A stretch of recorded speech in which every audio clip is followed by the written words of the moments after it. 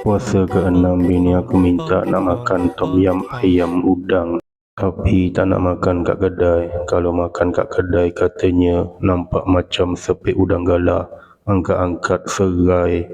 Cari-cari ayam dapatlah 5 ketul, kodek-kodek cari udang dapatlah 2 ekor.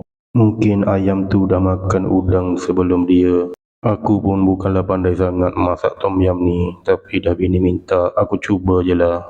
Mula-mula masukkan bawang merah, bawang putih, lengkuas dan juga daun limau purut. Kemudian masukkan serai dan juga akar ketumbar ke dalam air tadi. Kacau sampai mendidih dan masukkan pes tom yam.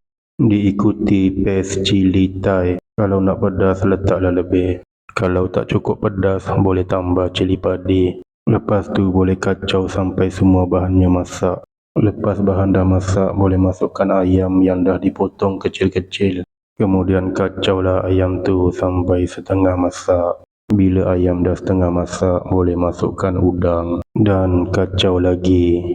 Seterusnya masukkan tomato yang telah dipotong. Kemudian masukkan sedikit susu cair dan perahkan beberapa biji limau nipis. Kacau sampai mendidih. Seterusnya boleh masukkan sayur-sayur yang disukai. Aku gunakan carrot, bunga kobis dan juga baby corn.